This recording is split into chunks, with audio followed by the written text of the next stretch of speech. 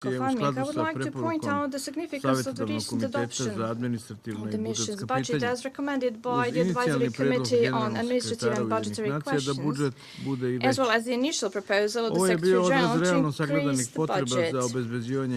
This adoption reflects the realistically assessed need for ensuring adequate staff and financial capacities to the mission so that it can meet the needs of the implementation of its mandate. At the same time, the strengthening of farming sends a powerful message on the importance of the mandate and the role of United Nations and the role of international presence in Kosovo and Metohija, bearing in mind UNMIC's substantial and long-term role in building and maintaining stability in the province, as well as the need for its adaptation and strengthening following the configuration of other segments of international presence.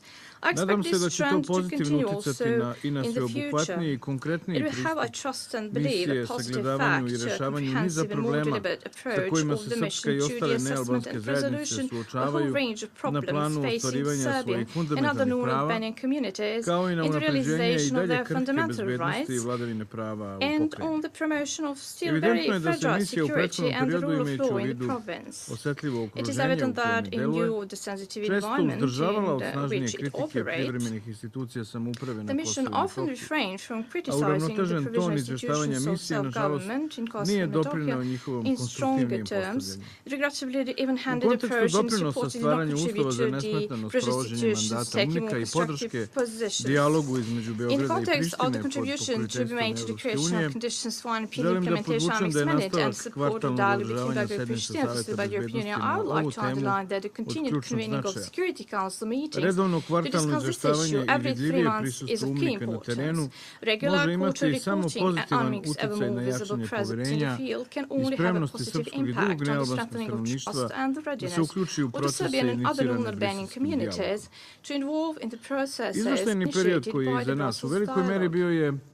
The reporting period behind us was marked by and large by electoral activities, so that a substantial part of the Secretary General's report was devoted exactly to the electoral process in Kosovo and Metohija. Pressure that had been brought to bear on the Serbian communities and the practice of its intimidation were noticed in this period. They were hand in glove with threats to the security of the members of this community and were aimed at breaking the unity of the Serbian voting bloc. This practice, though, received an adequate coverage in the report before us. Nonetheless, it is with satisfaction that I know that the success achieved by the Serbian list at the elections has confirmed the political unity of the Serbs in Kosovo and Metohija, which is a guarantee that the constructive policy with respect to the protection of their interests will be continued. The current stalemate in the formation of Pristina institutions, however, gives us cause for concern, especially with regard to the continuation of the dialogue between Belgrade and Pristina. In that connection, the statement of Ramos Haradinaj, one of the candidates for Kosovo's prime minister, made upon his return to Kosovo and Metohija from France, in which he threatens, speaking to, I quote, enemy Serbia, that we will do to them far worse than we did back then.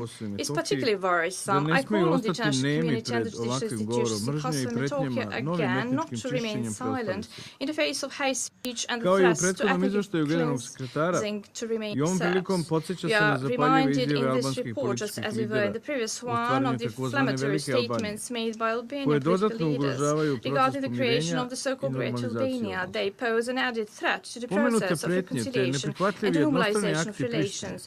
Alongside the unacceptable unilateral acts of and the attachment of conditions and covered by Pristina, such as the resolution on the suspension of the dialogue and making its continuation contingent on the fate of those charged with the commission of the most heinous crimes against the Serbian population, the threats are aimed at increasing tension and postponing compliance with obligations assumed by the agreements already achieved. Serbia welcomes each and every appeal by the international community in favor of renewing the dialogue, including the call by the Secretary General addressed to both sides to resume the dialogue and provide new impetus to the process. Yet I cannot but note that they cast a call of relativity over the responsibility of the Pristina side that was the one that broke the dialogue unilaterally in the first place. Notwithstanding numerous obstacles and challenges, Belgrade continues to take part in the dialogue constructively, responsibly and devoted devotedly with the aim of solving the outstanding issues in a status-neutral framework and contributing to the stabilization of the situation and creation of conditions for unimpeding progress of the region of the vessel Kosovo EU membership. It is noted in the report that limited progress has been achieved within the technical aspects of the dialogue, in the implementation of the telecommunications agreement specifically, in which the Serbian side demonstrated its readiness to fulfill the obligations it has assumed again. The other side, however, continues to lag behind and refuses to implement the agreement on the community of Serbian municipalities and the judiciary, even though the agreement on the establishment of the community forms the central part of the first agreement of principles governing the normalization of relations and is the key to the survival of the Serbian people in Kosovo and Metohija. The unilateral I was the one who signed the Brussels Agreement, ladies and gentlemen, members of the Security Council. I signed it together with Hashim Taci. It was 4 years ago when I did that. And for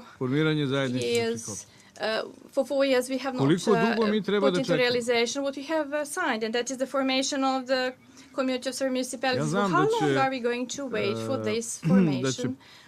I know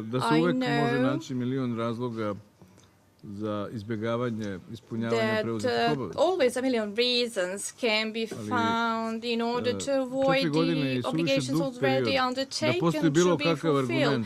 But you know, 4 years is too long period of time to actually have some argument not to do it. It's better to say we do not want to implement Brussels Agreement. And in that context, I do expect your objective view of the situation and not the situation that actually puts into relativization things and says that all sides are guilty for not implementing what has been agreed upon. Serbia will fulfill everything that has been signed in this Brussels agreement. We were those who signed this agreement. Sam izveštaj konstatuje nastavak jednostranih akata Prištine. Poput nedavne direktive o zabrani upotrebe srpskih pasoša izdatih od strane repeatedly, like the recent directive banning the use of Serbian passports issued by the Coordination Directorate of the Ministry of the Interior of the Republic of Serbia to enter and exit Kosovo and Metohija is noted in the report. This is yet another piece of evidence provided time and time again.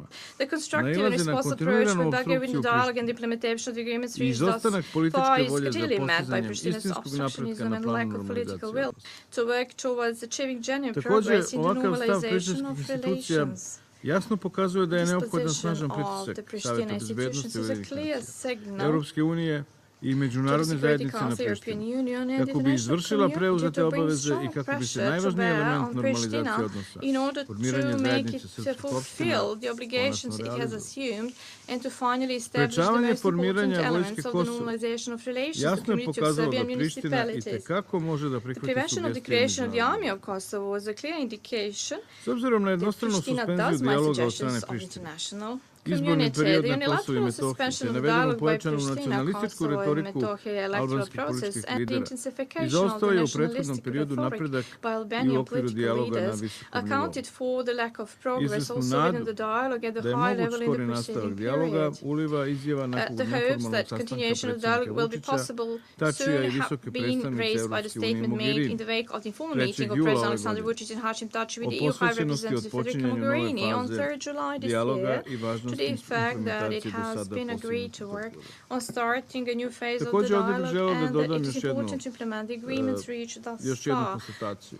Also, I would Beograd je like to učinio add one mnogo more napora thing za here, uspješan dijalog u that Briselu. Belgrade I invested sam a generalni lot of sekretar je u efforts svom in order izveštaju to make naveo, the Brussels dialogue a i successful, gospodin Tanjin, and the very Secretary General in his da report se veoma also promenio odnos Srba mentioned, prema and even prištinskim Mr. Tanin, institucijama, samim tim što Srbi that učestvuju na the izborima. relation of the Serbs towards Pristina institution Učestvuju changed a i u lot vlasti. by Serbs participating in the elections. Zašto na Kosovu nema They formiranja participate vlasti? in the authorities as well, Završeni su exercise of izbori. power. So why the Nisu government problem has not Srbije. been formed in Kosovo yet? You know, the elections are su, over. So problem je it's u not ogromnoj about the Serbs. političkoj Serbs are not nestabilnosti a na problem Kosovu i in this Metohiji. regard. The problem is in huge political instability in Kosovo and Metohija. And if we look at this from our point of view of the Serbian side, I don't know what statements of what candidate for the prime minister are worse concerning Serbs and Serbia, but Serbia will continue to play a constructive role. Pošto nema formiranja vlade, ponovo se odlaže sve ono što treba da se realizuje u okviru Brisela. Then we have the situation in which everything that has been agreed upon the Brussels Agreement is postponed again. So I reiterate, 4 years have elapsed since the signing of the Brussels Agreement. Distinguished members of the Security Council, I have to underline that there can be no genuine reconciliation, let me point out, unless all crimes without exception are tried and responsibility taken for all crimes committed by perpetrators in one's own ranks. The fact that no legally valid sentence has been passed yet for the killing of 1,000 Serbs in the period since the end of the conflict is eloquent proof that the judiciary in Kosovo and Metohija is unable to carry out this task. Govore nedavne šokantne oslobađajuće presude za sve optužene za ratne zločine u slučaju Klečka, te odluka Ustavnog suda Kosova da usvoji žalbu i oslobodi Samija Iluštaku, bivšeg pripadnika Dreničke grupe OVK, istaknutog člana Demokratske partije Kosova i gradonačelnika opštine Kopča, prethodno osuđenog na 12 godina zatvora za ratne zločine u slučaju Drenica 1. Također, pravosudni organi na Kosovu i Metohiji su oslobađanjem Jirima Jakupija, zvanog komandant NACI, još jednom potvrdili da su instrument u rukama politike. Ovi primjeri pokazuju da na Kosovu i Metohiji ne postoji namera da se prekine sa pravcom zataškavanja i relativizovanja zločina koji su tokom sukoba u našoj južnoj pokrajini u ime agresivne ekspanzionističke velikoalbanske ideje učinili članovi terorističke oslobodilačke vojske Kosova. Podsjetio bih ovom prilikom i da se 23. jula ove godine navršilo 18 godina od monstruoznog zločina nad srpskim žeteocima u Starom Gracku. Ponavljam još jednom, žeteocima. Kojom prilikom je surovo ubijeno 14 ljudi, od kojih je najmlađi imao svega 17 godina. Počinioci ovog strašnog zločina nisu otkriveni, a odlukom da se obustavi istraga, gasi se mogućnost da će ikada biti pronađen. Podsjetio bih i da se 13. avgusta navršilo 14 godina od monstruoznog zločina kada su na reci Bistrici iz automatskog oružja mučki ubijeni Ivan Jovović i Pantelija Dakić, koji je u tom momentu imao samo 13 godina, a 4 srpske dece je tom prilikom teško ranjeno. Užasavajući masakr nad ovom nedužnom decom, koja su ubijena samo zato što su bila Srbi, počinjen je kako bi se poslala poruka. Poruka svim preostalim Srbima da za njih na Kosovu i Metohiji više nema mesta. Poruka onima koji su sa Kosova i Metohije proterani, da ni ne sanjaju o povratku. Poruka da će se etničko čišćenje završiti do kraja i po svaku cenu. Rafali koji su kosili srpsku decu tog dana na krvavoj Bistrici bili su rafali namenjeni uništavanju svakog traga srpskog postojanja i opstajanja na ovoj svetoj metohijskoj zemlji. Ni za ovaj užasavajući zločin niko nije odgovoran. Podvlačim da istinska demokratija podrazumeva otklon društva od zločina i organizovanog kriminala, u čemu nezavisno pravosuđe mora imati ključnu ulogu. Međutim, pravosuđe na Kosovu i Metohiji iznova i iznova dokazuje da je oruđe u službi onih koji bi trebalo da se prvi nađu na njegovom udaru. Dok god se ulicama kosovskih gradova i sela slobodno budu šetali šefovi kriminalnih i paravojnih formacija, klanova, demokratizacija i multietničnog kosovskog društva će nastaviti da budu budu samo mrtvo slovo na papiru. Zajednička evropska budućnost se može graditi samo na temeljima istinskog otpornog zločinačkog nasljeđa. Kogod bili vinovnici i kogod bili žrtve. Ona će biti moguća tek kada na Kosovu i Metohiji ubica bude ubica, bez obzira na to da li se njegova žrtva zove Adem ili Ivan, Ramuš ili Pantelija.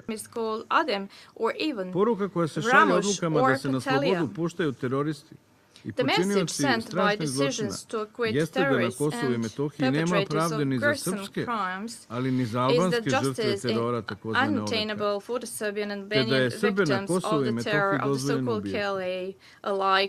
Ovo je istovremeno potvrda neuspeha međunarodne zajednice da na Kosovu i Metohiji napravi društvo zasnovano na vladavini prava. Sam izveštaj generalnog sekretara, osim navedenih oslobađajućih presuda, u značajnoj meri posvećuje pažnju brojnim sistemskim nedostacima pravosuđa na Kosovu i Metohiji, ali i nesposobnosti da se izbori sa političkim uticajima nekadašnjeg vodstva OVK. Podsjetit ću da je i komesar za ljudska prava Saveta Evrope u memorandumu o posljednjoj posjeti Kosovu i Metohiji također apostrofirao da 18 godina nakon konflikta na Kosovu i Metohiji hiljade ljudi čeka na ostvarivanje pravde, te da je krajnje vreme da se stvore uslovi za efektivno procesuiranje ratnih zločina i povratak interno raseljenih lica, kao i da se rasvetli sudbine nestalih. Ovakvi komentari svedoče da su kosovske institucije daleko od standarda nezavisnog sudstva i nesposobne da na kredibilan i nepristrasan način procesuiraju ratne zločine počinjene nad nealbanskim Srbima. Imajući u vidu da je specijalni sud za ratne zločine sada potpuno operativan i da ne postoje pravne prepreke za podizanje optužnice, očekujem da će protiv svih osumnjičenih za ratne zločine počinjene nad Srbima i drugim nealbancima na Kosovu i Metohiji biti pokrenuti kredibilni sudski procesi i da će svedoci dobiti adekvatnu sudsku zaštitu. Srbija stoji na raspolaganju da pruži svu potrebnu dokumentaciju i dokaze o brutalnim i višestrukim silovanjima, torturi i mučkim ubistvima od strane pripadnika. Gospodine predsjedniče, Srbija je iskreno posvećena očuvanju mira i primarno zainteresovana da se sačuvaju životi i imovina svih stanovnika Kosova i stvore uslovi za održivi povratak interno raseljenih lica. Nažalost, nesmanjen intenzitet etnički motivisanih napada na Srbe, poput nedavnog paljenja automobila doktora Dragiše Milovića i Olivera Ivanovića, još uvek onemogućavaju i ove značajniji povratak interno raseljenih. Ovakvi incidenti su posljedice kontinuirano prisutnog podgrevanja tenzija retoriku mržnje i izostanka sistemskog odgovora kosovskih institucija na mnogobrojne bezbednostne i administrativne probleme sa kojima se suočavaju pripadnici nealbanskih zajednica. Oni su odraz izostanka stvarne želje da se stvore uslovi za bezbednost građana i održivi suživot na Kosovu. Podaci UNHCR-a za prvu polovinu 2017. godine, prema kojima je zabeleženo ukupno 218 dobrovoljnih individualnih povrataka predstavnika manjinskih zajednica, su najbrže rečeno porazni. Odsustvo klasifikacije etnički motivisanih zločina od strane policije kao i odsustvo sistematskog monitoringa situacije na tom planu, svakako ne doprinose povećanju broja povratnika, kao ni institucionalna diskriminacija Srba, koja se manifestuje kroz arbitrarna hapšenja i etnički motivisane restriktivne mere. Institutional discrimination of the Serbs manifested by arbitrary arrests and ethnically motivated restrictive measures in the context of the realization of basic human rights. We therefore appreciate the activities of the head of FARMIC aimed at establishing contacts with municipal authorities and community representatives for the purpose of protecting the community rights, promoting reconciliation, and building intercommunity confidence, as well as ensuring the return of the internally displaced persons. Going forward, I submit to propose the greater attention to be accorded in the next report to the question of widespread pervasive threats to the human rights of the non-Albanian communities, in particular of the most vulnerable ones, the Rečenis, Indian ethnically mixed communities in southern Sve navedeno govori u prilog potrebi za jačanjem programskih aktivnosti i projekata za izgradnju poverenja, kroz koje UNMIK nastoji da poboljša trenutno stanje u oblastima ključnim za realizaciju njegovog mandata, poput vladavine prava, ljudskih prava i pomirenja među zajednicama i povratka interno raseljenih lica. O brojnosti izazova na ovom planu, pored redovnih kvartalnih izveštaja Agencije Ujedinjenih nacija o radu UNICA, govori i pomenuti memorandum komesara Saveta Evrope za ljudska prava nakon posete Kosovo i Metohiji u februaru ove godine, u kome se između ostalog izražava ozbiljna zabrinutost time što su i 18 godina nakon konflikta evidentne etničke linije podele, kao i mnogobrojne prepreke dobrovoljnom povratku raseljenih. U tom kontekstu neophodno je da svi akteri uključeni u rešavanje pitanja položaja interno raseljenih rade na stvaranju uslova za neometan i dugoročno održiv povratak, što je jedan od glavnih elemenata mandata UNICA. Institucionalno kršenje prava izraženo je i u domenu zaštite srpsko-kulturnog i vjerskog nasljeđa na Kosovu i Metohiji. Tim u vezu podsjećam na javnu osudu specijalnog predstavnika Europske unije, kojom poziva kosovske vlasti da pokažu poštovanje vladavine prava u vezi sa sprovođenjem presude Ustavnog suda Kosova, koja je potvrdila vlasništvo manastira Visoki Dečani na 24 hektara zemlje u njegovom okruženju.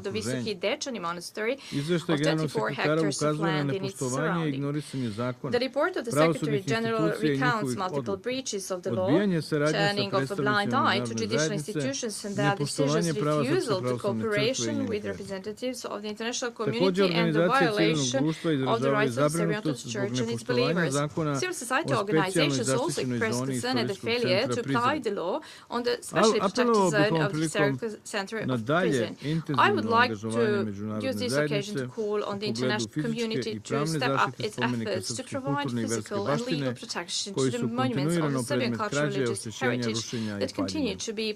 O tome svedoče i brojna uništena i oskrnavljena pravoslavna groblja, o čemu je iscrpno pisala misija OEBS-a na Kosovu. U smislu navedenog, najave iz Prištine u vezi sa mogućim obnavljanjem zahtjeva Kosova za članstvo u UNESCO su u najmanju oprezni.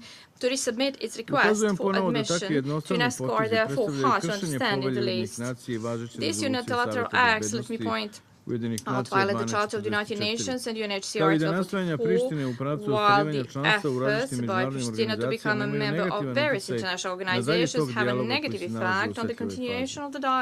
Posljednji takav primjer predstavlja zahtjev Kosova za članstvo u Interpolu, koji se ne može podvesti pod navodna nastojanja da se unaprede njegovi kapaciteti za borbu protiv kriminala i terorizma i stvore institucionalne pretpostavke da se i ovaj prostor uključi u razmjenu informacija iz domena nadležnosti Interpola, jer je to već obezbeđeno kroz delovanje Kancelarije za vezu UNICA ima poseban deo koji se time bavi. Pomenuti zahtev je samo još jedan u nizu pokušaja Prištine da kroz zloupotrebu i politizaciju rada međunarodnih organizacija afirmiše svoju jednostrano proglašenu nezavisnost. Želeo bih na kraju, dame i gospodo, da kažem da pozitivni rezultati ostvareni u dijalogu pokazuju da on nema alternativu, ali i da je neophodno snažnije liderstvo posredničke strane u obezbeđivanju primjene do sada postignutih dogovora. Iskazana posvećenost od počinjanju nove faze dijaloga na najvišem nivou i davanje novog podsticaja dijalogu zahtevat će iskrenu opredeljenost obeju strana za postizanje kompromisa, koja je do sada izostajala na strani Prištine, kao i promjenu svesti tako da se svaki dogovor ne doživljava kao nečiji poraz. Srbija je čvrsto opredeljena za dijalog, koji će doprineti interesima regionalne stabilnosti, ali je ključno da on bude zasnovan na obostrano prihvatljivim rješenjima za sva otvorena pitanja, bez prejudiciranja budućeg statusa Kosova i Metohije i uz puno poštovanje rezolucije Saveta bezbednosti Ujedinjenih nacija 1244. Srbija je uvjerena da je potreban ozbiljan i odgovoran pristup, hrabar i realan, sa pogledom u budućnost, što potvrđuje inicijativa predsjednika Vučića za otvaranje unutrašnjeg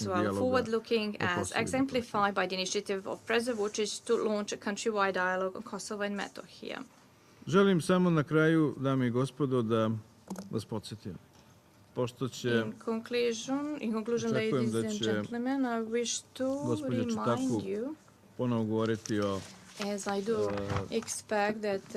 Ms. Chitako will speak again treba da dokumentuju njene stalne priče o genocidu, etničkom čišćenju i svemu ostalome. Da ne bih oko toga kasnije polemisao sa njom. Želim da zamolim generalnog sekretara i specijalnog predstavnika I would like to ask the Secretary General and the Special Representative, Mr.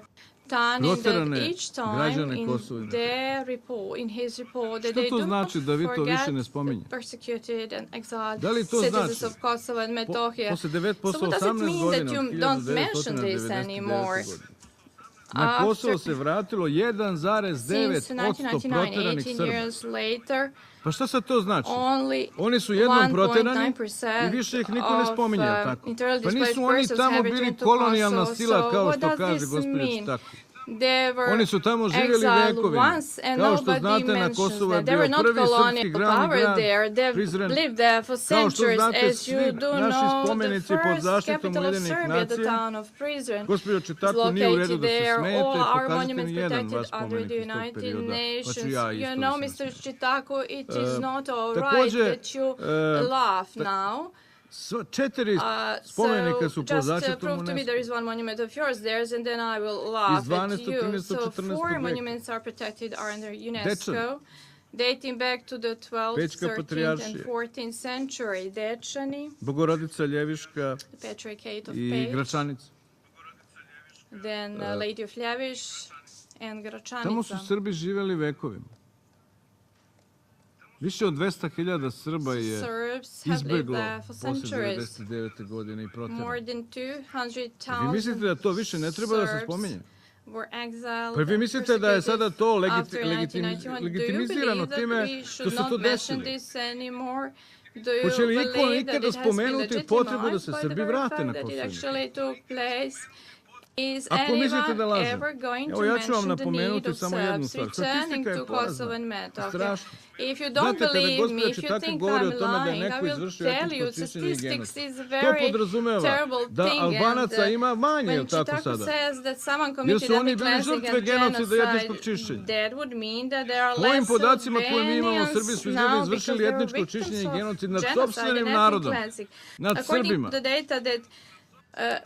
Prema popisu iz 1981. Znači, ne Miloševićevog popisa, nego u vreme Titove vlasti. From 1981, at the time of Tito, not at the time of Milošević. In Priština, 43,805 Prema popisu iz 2011. godine, koje ste gospođo Čitaku vi sami pravili. And according to the census ostalo je samo njih 430. Pa gde je 43.000 Srba? Molim vas, hoće neko ovdje da mi kaže gde su? Only 430 are left. But please, people, dame i gospodo, to je 100 puta manje. 100 puta manje za 30 godina. Less Serbs. Pa je to etničko čišćenje Albanaca? Je to genocid nad Albancima ili je genocid nad Srbima? Does this mean ethnic cleansing and genocide over Albanians? Je bilo 1981. godine 18.285 Srba.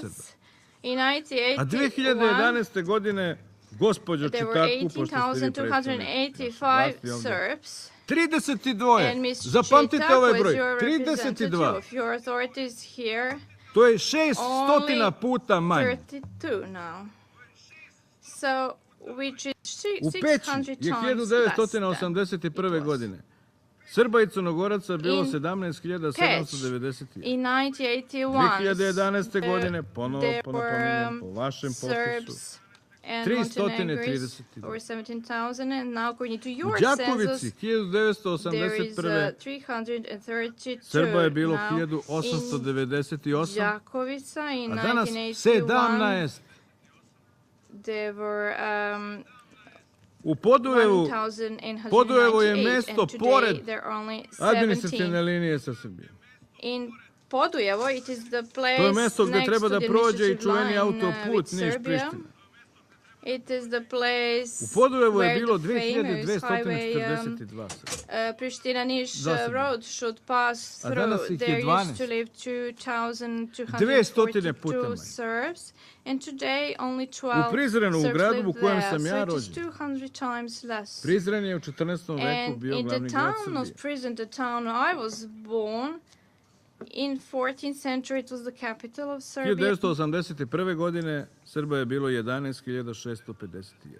In 1981, 2011. there were godine 11,651 Serbs bilo lived ih je there, 231. and in 2011, according Danas to ih ima svega the 27. census, there were 27, ne 27.000, 231. 27. And now, today, there are only 27 To je of them, not 400 puta manje. 27,000, but Svaki 27 komentar je of them. suvišan. S obzirom na It sve ovo is što sam 400 rekao. times Svaki less. komentar je Any suvišan comment i is zato molim, vicious in the nemojte face više of this da truth. koristite te Any comment, ko je pravio zločine na please Albancima na Kosovu, do neko not, odgovara. Ali nemojte da iznosite lažne činjenice i da govorite o tome da ste vi žrtve etničkog čišćenja. Najveće žrtve etničkog čišćenja su Srbi, jer ih ima ovoliko koliko sam ih pročitao. Ali ja vas sad pitam, članovi Saveta bezbednosti, gde su ti Srbi? I da li to što su oni proterani nasilno sa Kosova i Metohije znači da treba da ih sada zaboravite? Da treba da ih sada više niko ovde nikada ne spominje? Hoćete li da legalizujete to etničko čišćenje ili za vas istorija počinje samo od dana proglašenja nezavisnosti Kosova i Metohije? Is it ethnic cleansing or the history of Kosovo and Zato Metohija starts for vas molim you da kad from govorite o the svemu day of ovome, the declaration imate u of vidu independence. So that's sve ove why podatke I'm asking i you, činjenice. when you speak about all this, Želim da please izrazim have zahvalnost in your državama. Srbija nije minds all protiv these dijaloga, facts and data presented to you.